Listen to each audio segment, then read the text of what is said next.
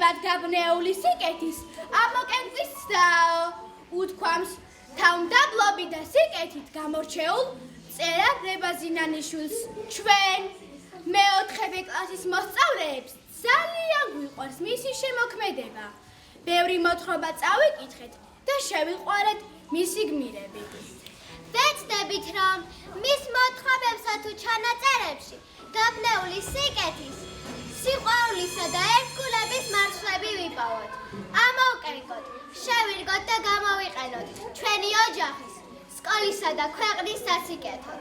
ლოგენში რომ წვები, თუ წუთით მაინც ჩაგიპრობს ფიქრი, სადღაც ვიღაცას ცივა, სადღაც ვიღაცას ენატრება ლოგინი, სადღაც ავადმყოფი ფრინველი კანკალებს ბუჩქის ძირას, ანდა ცხოველი წყმუტუნით ილოკავს ჭრილობას, უკვე ნამდვილი ადამიანი ხარ. პირდებით, რებაზინანიშვილის მარგალიტის მძივად აკინძულამ სიტყვებს ჩავეჭიდებით და თან ვატარებთ ცხოვრების საფეხურებზე, რათა ვიაროთ სწორი გზით, სუფთა გულებით და ნათელი გონებით. რევაზინანიშვილის მთელ შემოქმედებას აკაკი ბაქრაძემ სულის პური შეარქვა. მისი კალამი მართლაც სასწაულებს ახდენს. ჩვენ ამოვარჩეთ რამოდენიმე მოთხრობა და დღეს იმ პატარა გმირებს განვასახიერებთ, რომლებშიც საკუთარ სიცერქეს, სილაღეს, სიკეთეს და გულწრფელობას ხედავთ. რევაზინანიშვილი ცხადად გვიჩვენებს იმასო, ბუნება ცოცხალია და სტკივა ადამიანის ხელით მიყარებული ჭრილობა. კვნესის და შველას ითხოვს. ახლა კი წარმოგიდგეთ მოთხრობის ისცენირებას მაყვალზე, რომლის პერსონაჟები ჩვენსავით სუბტიტულებით უნებლიეთ აზიანებენ გარემოს და ნანობენ, ძალიან ნანობენ.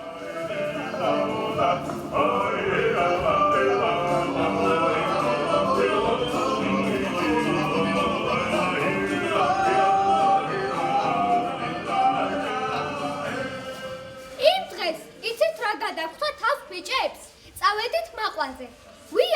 ვიარეთ, მაგრამ მაყრის ერთი რიგიანი ბუჩქის ყია შეგვხედრია. ხელსარიელი ხომ არ დაუბრუნდებოდით. ძლივს გავავსეთ ორ ჭიქიანი მინის ქილა, ზოგი წვირით და ზოგი ჩიტების ნაკენკით. ის იყო შინისაკენ დააპირეს წამოსვლა, როდესაც ჩაშვები ამოფრინდნენ ჭახჭახით. რას ავხედავთ? წყალი ჩამოჩხრიალეს პატარა კლდიდან, იმ კლდის თავზე კი ბებერი წნორის ხე დგას. წნორის ქვეშ კი პატარა მოლურჯობარდია. წარმოგიდგენიათ? მაყულისაგან იყო galurjebuli. ასხია და რა ასხია? ავწერით იმ კლდეზე და ვკრებთ მაყვალს. გავასწრით პარტი. ჩასაყრელი აღარაფერი არ გვაქვს. იქვე კურმუხოს ფოთლები იყო. იმით გავაკეთეთ პარტი, ისინიც გავავსეთ. მაინც არ გვეთრობოდა იქავრება. ახედეთ წნორის ხე. ზედ იყო მაყვალი აღხებული, ლამაზი, კუნწულებით დახუნწული. ხო და ადგა ეს ჩვენი მათე. ავიდეთ ნორის ხეზე, ჭრის მაყლის კულტურებს და გადარეული ყვირის. და უცებ დაიძახა წნორის ტოტმა. კაც ირამალა წამოვიდა ეს ჩვენი მათე. თავპირი და მთელი ტანი სულ galurjebuli ჰქონა მაყლისაგან. ასეა, ერთი ქილა მაყვალი გვინდოდა. გავავსეთ კიდევ კაღაზის პარკები, კიდევ კუნმუხოს ფოთლების პარკები. ერთი კუნწურა, მეორე კუნწურა, 100 კუნწურა, რა გავმაზღრობა. იქნებ სვერცაც უნახავდა წნორი იმ კუნწურას. ბებერმა ჩამოხლეშილი ადგილი დაეხო პირივით და თითქოს სადაცა მოგვაძახებდა. ჰეიო, ეს რა ქენითო? კოხტადილა ხოხობივით ამოფრინდა და გათენდა ისევ სივცე ათასფერი, თითქოს შუქმა მოაღწია სამოთხიდან, თითქოს მკერდქვეშ ხმა გაისმა დაფდაფების. ვიცი ვიღაც ვერ გაუძლებს ამ შვენებას. დაიღრება სული ლექსა და სიმღერად. მალე დილა ზეთშენს მკლავზე დაეშვება და მთებიდან ვარსკვლავები დასცვივდება. დილის შუქმა მიმოხატა ხოხბის ხელიც. ის აქვეა, განამართლა სადღაც ცხოვრობს. აქ ყველაფერს გაყარით მოგიყვება და ერთხელაც სიკეთეს ძლევს ავს და ბოროტს. მე თასმასენი ჩენი სოტერი და კასოდი დენი ინდოლგინა დენი პერპერი მუხა დენი ნანი.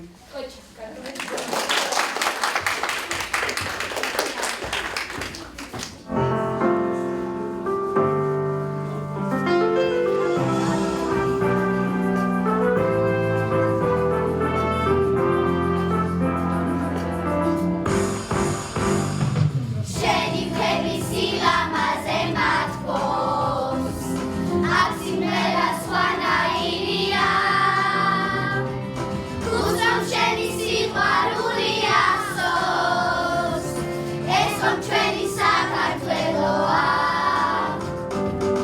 აქ ხოთარი მღერი თვითონ ჰანგებს აქ მიწასაც ლექსი უთქვია ღამე მთვარე მოგვიყვება ამბებს ეს რომ ჩვენი საქართველოა საქართველო შენი სილარული მამღერებს საქართველო შენი სილამაზე გამშვენებს საქართველო მომავალი მხოლოდ შენია გული ბედნიერია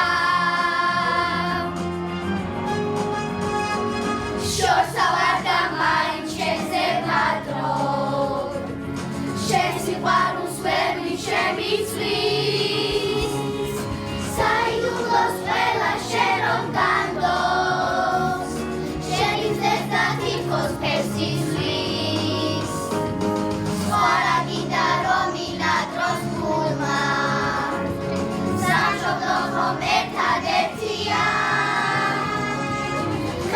საჩუქარი იგნორულა ეს ხომ ჩვენი საქართველოა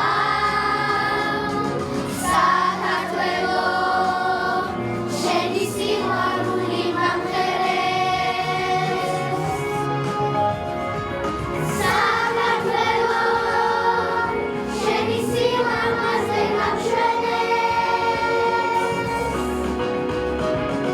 საქართველო მომავალი მხოლოდ შენია გული ბედნიერია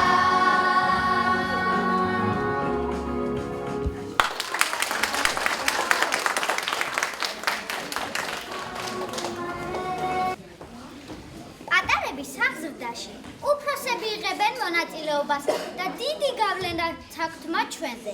ხანდახან ისეც ხდება, რომ ბავშვი ახდენს გავლენას უფროსზე, თანაც შეიძლება მთლიანად შეცვალოს იგი. თუ კი ეს ბავშვი გამოირჩევა გონიერებით, გამბედაობით და სამართლიანობით. სწორედ ასეთია 10-11 წლის გოგონა მირანდუხტი, რომელიც იცავს საკუთარ და სხვის უფლებებს.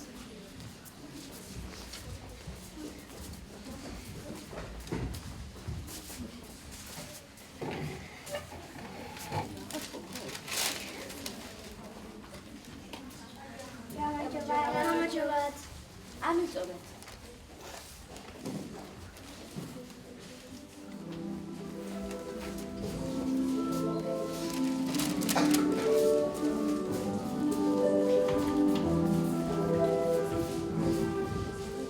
ბოლო თქვენ ხართ? დიახ, მე ვარ. ამიწობეთ. 200 გამიყველი, 9 კილომეტრი და მდომი. 2 და 80. 2 მანეთი და 61 კაპიკი. შენა გოგო რას გეტყვი, იცი? იცი? რა იცი რა? რა და? 2 მანეთი და 61 კაპიკი. და არა 80. მანეთი და 45 ძეხვი. 2-ჯერ 37 ყველი, 42 მდოგვი. 2 მანეთი და 61 კაპიკი. შენაც გინდა ისა თქვი. ნუ მიწყრებით. მიბრძანე რა მოგართვა. ამიწონეთ 250 გრამი ძეხი, 200 გრამი ყველი და 1 ტალონის კარაქი. 3 მანეთი და 70 კაპიკი. 3 მანეთი და 67 კაპიკი. ვახ კაცო, მომეცი შვილო რამდენიც გინდა და წადი, სამუშაო მაქვს მე. აიღე 3 მანეთი და 67 კაპიკი.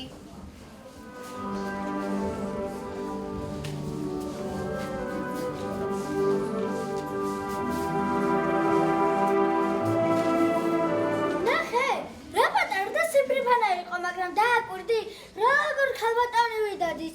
დედა ყოლება მაგას, ჩემს მტერს. რა გინდა შვენიერი გოგონა?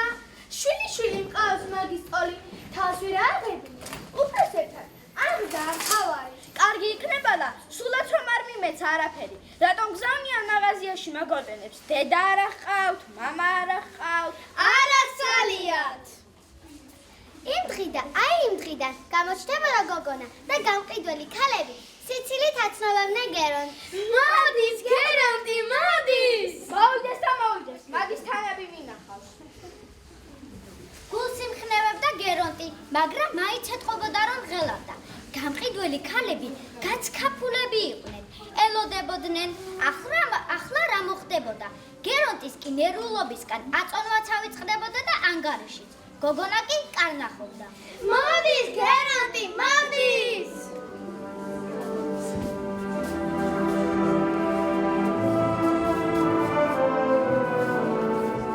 დაიწყო ახლა. თქვენ სასწორს აგრამიანი დანაყოფებიც ხომ აქვს? დიახ, აქვს. ამიწონეთ 360 გრამი ცეხი და 230 გრამი ხველი. კარგი რა, გოგო, კარგი. ესენი მაინც შეიცოდეთ.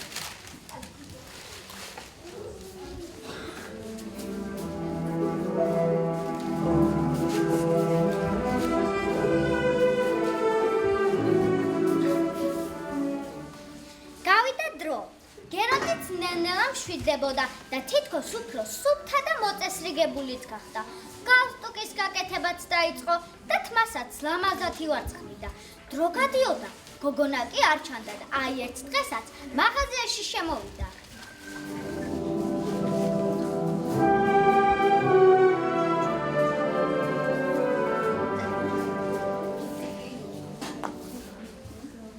როგორ ბრძანდებით? კარგად, თქვენ როგორ ბრძანდებით? მე ავად გახლდით, კუნთრუშა მქონდა, მაგრამ ახლა კი კარგად ვარ. ვახ, აკი არ მიგვიდა, რომ აღარ ჩანდი. რომ აღარ გაწვალებდით? არა, ერა წვალებაა, შენ კარგად იყავ. მომეცით 200 გრამი წეხვი და 200 გრამი ყველი. ახლავე, 260 გრამი, ან 97 გრამი. აღარ გინდა? არა, აღარ არის საჭირო. ეგრე ცოტას რომ ჭამ, მაგიტომ ხარ გამხდარი. ჩემი გასუქება არ შეიძლება. ვალერინა უნდა გავხდე. შენ რას არ შეძლებ? ყველაფერს შეძლებ. თუ რამე დაგჭირდეს, აქ ვარ, არ მოგერიდოს. მადლობთ. აი რა კეთილი ხართ. სულ ასეთი იყავით. მოიცა, სახელი რა გქვიათ? მირანდუხტი.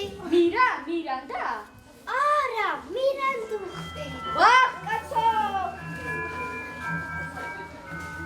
რა მაგარი გოგოა, ნამდვილი გენიოსია. როგორ ანგარიშობს? ატატატა და მოჩა.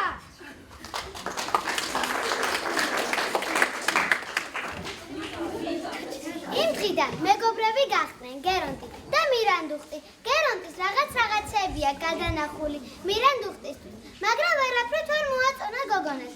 ის მარტო იმას ყიდულობდა, რაც დაახლებში იყო გამოწყობილი. და აი კიდევ ერთიც. გერონტის უნდა თავის გოგონებთან მიიპატიშოს მირანდუხტი. ნახალოკაში ვერც კი გაუბედავს. გერონტის ხის სამსაფეხურიანი პატარა სახლი უდგას პატარა ეზოში. მირანდუხტი კი ასე ეჩვენება, სულ მარმარილოს კიბეებზე დაბრძანდება. როგორია ასეთი გოგონას ნახალოკაში სტუმრობა?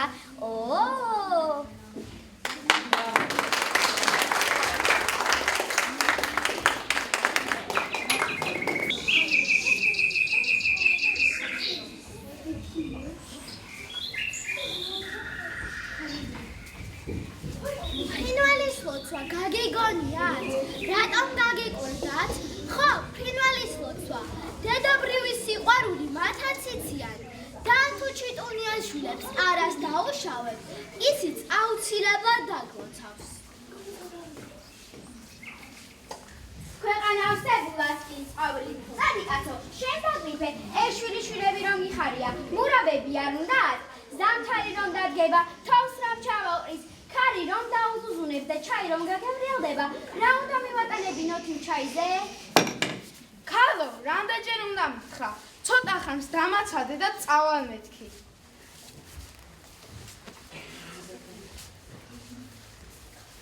ვა, ჩიტის ბუდე ყოფილა. კაცო, შენი ჭირიმე, ეს კვერცხები არ დამიმტრიო. ნუ გეშინია, ჩიტუნია. მე კეთილი კაცი ვარ. კვერცხებს რა დაგიმძრო? შვილიშვილები მყავს. შენს გამოჩეკებ აწაწინა ბარტყები და ვიყოთ. შენ ბარტყებთან, მე ჩემ შვილიშვილებთან.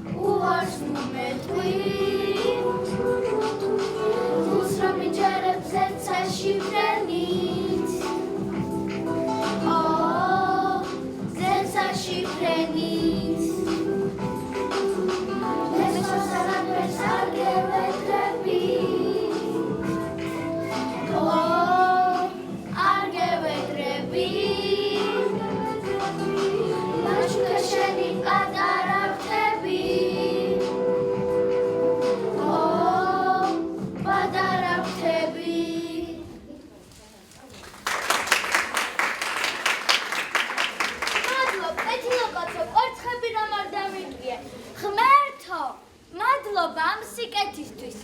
საო, ლამაზო მზეო, შენ გაუზარდე კეთილკაც თავისი პატარები. სად ახარ დედაკაცო? აქავა რა იყო? აი ასეთი ამბავი გადამხდა თავს. შემომჯდარიყო ჩიტუნია, ასკილის ბუჩქზე დაფაფინოდა და დასქეროდა გამოსაჩეკად გამზადებულ კვერცხებს და მთხოვდა არაფერი დამეშავები. მერე ხომ არაფერი დაუშავე. რასო ქალო, კვერცხებს რა დაუმტვრევდი? შვილიშვილები დამილოცა. მეც დიდი მადლობა გადაუხადე ჩიტუნიას დალოცვისათვის და წამოვედი. ახლა ზამთარი რომ დადგება, თოვლი რომ მოვა, ცივი ქარი რომ აზუზუნდება და ცხელი ჩაი გაგემრიელდება, შვილიშვილებს მურაბა მაშინ ვაჭყავთ. ახლა კი დაუძახე ბავშვებს, წყალი მოიტანო. ბავშვებო, მოდით.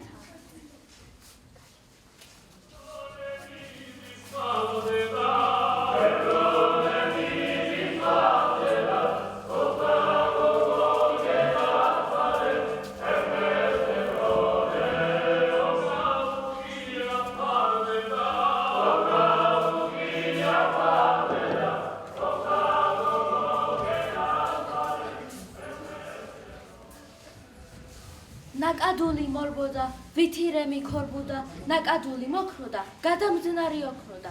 კოკორ გახსნი ვენახებს, ყანებს ეშქლორებოდა, პირნათელა, ზეთვალა, ზღვისკენ ეჩქარებოდა. თუ არის ხირს თუ ჩამოყვა, ბროლტანა დამინარი, მარგარიტის ნაწვეთი, ბროლის დანა დინარი, დალიეთ, შეიშქეფეთ, შემრგო, ტკბილი ანკარა, თავის წმინდა გულიდან ხალხმა აწანწკარა.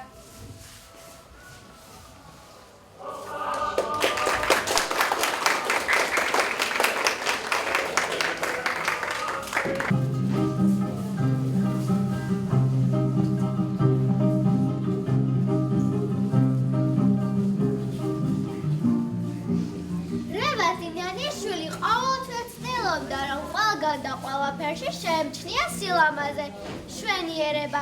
მისთვის არ არსებობდა წუთის სოფელში რაიმე უმნიშვნელო, რასაც კი მისწვდებოდა მისი მზერა, ყოველივე თითქოს ღირებულება ენიჭებოდა.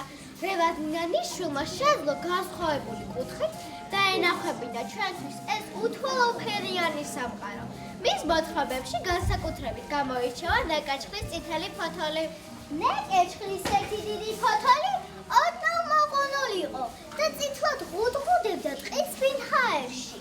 მუხამაც, ხევში მიმავალმა მომწანომაჩვმაც და დიდ თავაბომაც იცოდნენ, რომ ნეკაჩხლის წითელი ფოთოლი ვიღაცას თუ რაღაცას ელოდა.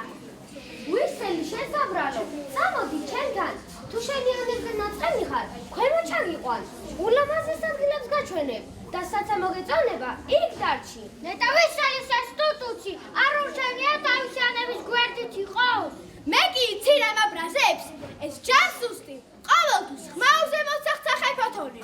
როგორ იჩენ ჩემთვის გაუგებარ სიმტკიცეს. მოდიოდა წვიმა, უბერავდა ქარი, ეხლებოდნენ ტოტები ტოტებს, რამდენჯერმე ჭირხლმა, გათანგა ყველაფერი.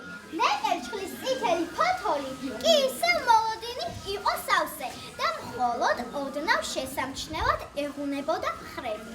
ერთ დღეს ცივმა ნოტიონი ამა დაუბერა. შემდეგ წვიმა წამოვიდა. წვიმა თოვლმა შეცვალა, როცა გათენდა ტყე თითქოს ბურუს წაეღო. ხეებს თოვლი დასდებოდათ. ჟანგისფერ მიწას ფუფულა საბანი გადაფარებოდათ. ნეკაჩხლის ფოთოლიც თოვლით იყო დამძიმებული, მაგრამ მაინც მტკიცე დიდგა. თითქოს ვიღაცას ელოდა ისევ. ჩამოდი, შესაძოდაო, ჩამოდი. სანამ ყინულს არ შეუბოჭივარ მთლიანად. შუა დღისას მზემ გამოანათა, ნეკაჩხლის ფოთოლს თოვლი ჩამოადგა. ჩამოდნა თოვლი ხეებიდანაც. მიწაზე დაგებული თოვლი ქაფქირივით დაიხვით. საღამოხანს ყინვა ჩამოვიდა მთების წვერებიდანაც. გაჩუმდა წყალიც, ფრინველებიც. ამ დროს ბებერ მუხასთან შემოვიდა ხარირები.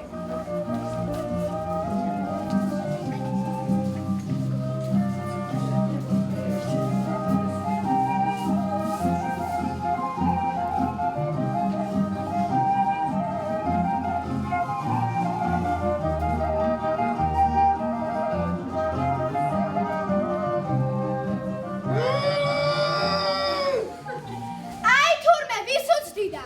ნეკერჩხლის დიდი წითელი ფოთოლი. აი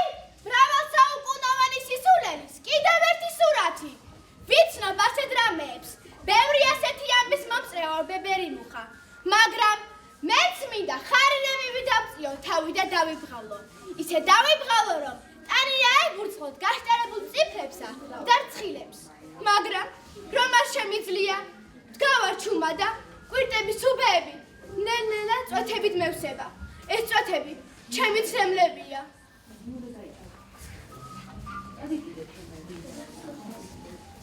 ლოგენში რომ წვები, თუ წუთით მაინც ჩაგიყვავს ფიქრით, სადღაც ვიღაცას ცივა, სადღაც ვიღაცას ენატრება ლოგი, სადღაც ავადმყოფი ფრინველი კანკალებს ბუჩქის ძირას, ანდა ცხოველი წყმუტუნით ილოკავს ჭრილობას. უკვე ნამდვილი ადამიანი ხარ. პირდებით ბრევაზინანიშვილის მარგალიტის მძივად აკინძულამ სიტყვებს ჩამეჭიდებით და თან ვატარებ ცხოვრების საფეხურებზე, რათა ვიაროთ სწორი გზით, სუფთა გულებით და ნათელი გონებით.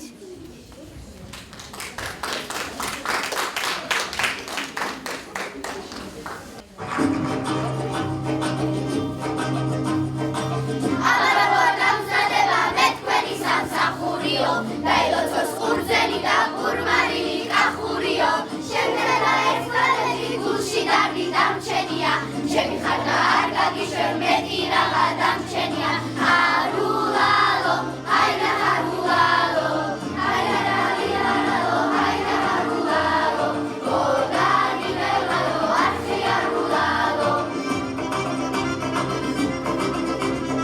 ორყობეში მოდიოდნენ კეკელა და მარო, ერთმანეთს ეკითხებოდნენ რა დაგესეხალო. ვარე ვარალი ვარი ვარავალო, ვარალი ვარი ვარავალო, ვარი ვარავალო რე. შემისეთვევნა დესე რაღა დიმალო, დროა უკვე გამოვცადო საფრთხელი დაკალო. ვარე ვარალი ვარი ვარავალო, ვარალი ვარი ვარავალო, ვარი ვარავალო რე. შეისეთი ქმარიგი და გონდეს აღვითალო, დინა შოგი ფულები საღამოზე თვალო. ვარე ვარალი ვარი ვარავალო, ვარალი ვარი ვარავალო, ვარი ვარავალო რე.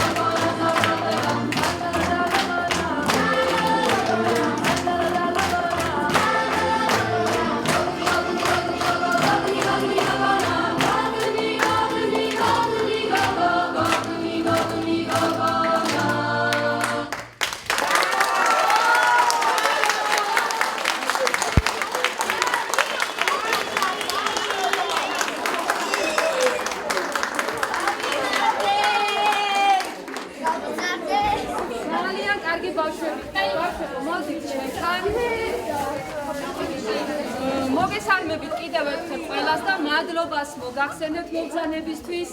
დღევანდელი დღე ჩვენ რევაზ ინანიშვილს მიუძღვენით. ეს ღონისძიება ჩვენ გვინდოდა ჩაგვეტარებინა 20 დეკემბერს მის დაბადების დღეზე, მაგრამ სამწუხაროდ ვერ მოვახერხეთ, მაგრამ არ აუშავს. ახლა 2026 წელს მისი საიუბილეო წელიწადია და 100 წელი შეუსრულდება 20 დეკემბერს. და ამიტომ ანუ 26-ში შეუსრულდება 26 წლის 20 დეკემბერს. ესე ჩვენ დავასწარით. დავასწარი ხო და მაშინ გამოდის რომ ამ იმითი ჩვენ შეიძლება კიდე სხვაგან გამოვეხმაუროთ მის საიუბილეო კი, რატომაც არა. უბრალოდ ეს დაწყებული ხონდა. ეხლა რატო გავიფიქრეთ 20 დეკემბერს არის ტარიელ ხარხელავის დაბადების წელი. ეხლა ტარიელ ხარხელავის საიუბილეო 80 წელია დაწყებული. ესე იგი ერთი წლით ანუ დაბადების ღერთი ქონიათ, მაგრამ 20 წლით უსწრებს და აი თუ ჩვენ მოვასწარით საიუბილეო წელს ძალიან კი კაი. ბატონო, კი, მოვასწარეთ. ანუ გავხსენით საიუბილეო დიახ, წელი. დიახ. ნუ ჩვენ ძალიან გვიყვარს რეზო ინანიშვილის შემოქმედება. თვითონ მოთხრობაში ჩემი ბავშვებით საკუთარ თავს ხედავდნენ, საკუთარ სიცელქეს ხედავდნენ, სილაღეს ხედავდნენ და ამიტომ გადავწყვიტეთ რომ გაგვეცოცხლებინა მისი პერსონაჟები და ის სიკეთე, სიყვარული, რაც როზომ ჩადო თვითონ მოთხრობაში, მოგვეტანა თქვენამდე და რა ვიცი, მე მგონი გამოგვივიდა. ძალიან ყველა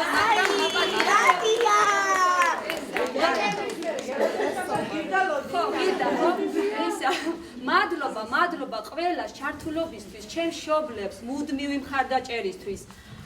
ჩვენს მარინა მასწავლებელს, სულ ჩვენს გვერდით დგომისთვის, ჩვენს დირექციას, ადმინისტრაციას მუდამ ინტერესით უდგება ჩვენს ყველა წამოწყებას და ეს ჩვენთვის დიდი პასუხისგებლობაა, რა თქმა უნდა და მოტივაციაც. ჩვენი სკოლის მოსწავლეებს ლიზი არ არის დღეს და ელენეს, რომლებმაც შეძლეს რომ დღეს ასე ცეკვით გაელამაზეს ქორეოგრაფებს მადლობა. და რა თქმა უნდა განსაკუთრებული მადლობა ჩემს ბავშვებს, რომ თავიანთი შრომით თავდადებით შეუძლიათ ჩვენი ყველა ჩანაფიქრი სისრულეში მოიყვანონ და მოვიტანოთ თქვენამდე. ის რომ ბავშვებო თქვენ რევაზ ინანიშვილს შეეხეთ თქვენი მასწავლებლის წყალობით ძალიან გამეხარდა, იმიტომ რომ რევაზ ინანიშვილის მთელი შემოქმედება არის ადამიანური შემოქმედება, ადამიანური თვისებების წინ წამოწევა, მართლა სულში ჩამწოვი და აი ფოთოლის რო შეგიყვარდება და გარემოცაც და წყალიც მის შემოქმედებიდან აი ეს არის და ჩვენი მიზანი სწორედ ეგ არის სკოლაში რომ აი გავაადამიანუროთ ჩვენი ურთიერთობა, უფრო დავატყოთ და მაგალითი მივცეთ ამ ჩვენი კლასიკოსების, ჩვენზე ბრძენი ხალხის ნათქვამების გაცოცხლებით, იმიტომ რომ ძნელია ყოველთვის გამოთქვა ის, რაც გულში გააქვს და ესეც ხელოვნური ნიჭია რომ ამას ახერხებდა ჩვენი წინაპრები და ახლაც არიან იმედია მწერლები, პოეტები, რომლებმაც ჩვენზე კარგად გადმოსცემა შეუძლიათ ნააზრევის და მაგალითი იქნება სხვათაობების და სანამ კიდე სხვა დაბადებულა გავაცოცხლოთ რევაზ ინანიშვილი, გავაცოცხლოთ დუმბაძე, გავაცოცხლოთ ადამიანური ურთიერთობები, რომლებიც კლასიკად არის უკვე აღიარებულ და დიდი მადლობა ამით, რომ ამ კარგ საქმეს მოკიდეთ ხელი და მართლა ძალიან გამეხარდა და არ ხუმრობ, თავისუფლად შეგვიძლია, ხანდახან არ ვართ ხოლმე მზად და ბევრჯერ მithქვამს აი ხაც გავაჟღე რომ თეატრალური სტუდიების დათვალიერება ტარდება და უცებ არ ხდება ამისთან რაღაცის მომზადება. უნდა არსებობდეს რაღაცა მასალა და შეიძლება დააშალაშინო, გაასწორო და გამოიტანო და არის ახლა ეს სპექტაკლს ვერ დავარქვეთ მონტაჟია, მაგრამ ისეთი სათქმელი, რომელიც შეიძლება გავიტანოთ არც იმაზე, რატომაც არა. და მით უმეტეს თუ საიუბილეო წელსაც ცოტა სხვანაირად მოვკიდოთ ხელი და შეიძლება გავაცოცხლოთ და გავამრავალფეროვნოთ კიდე მსგავსი მონტაჟი და ინსცენირება. დიდი მადლობა ბავშვებო, კარგები ხართ, ძალიან გამახარეთ და გამიხარეთ, რომ ყველა ჩართულობა იყო ძალიან მნიშვნელოვანი და მშობლებო, რა თქმა უნდა, ეს არ იყო საჭირო. მადლობა ამდენ დახარჯვაში, დიდი მადლობა ყველაფრის. მე გაოცებული ვარ შესრულების მანერი თქვენი ბავშვები.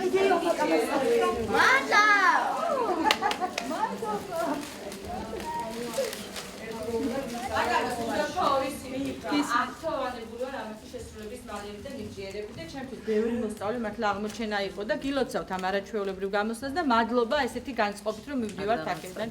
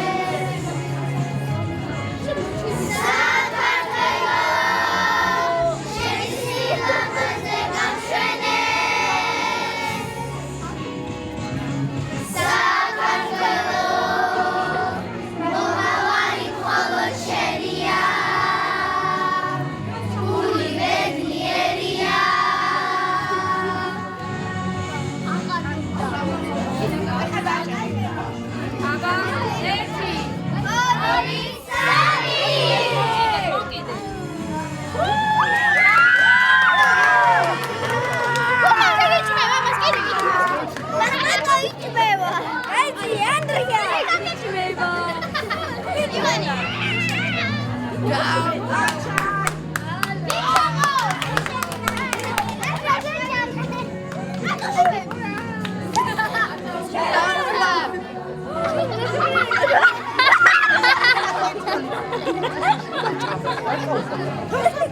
ha!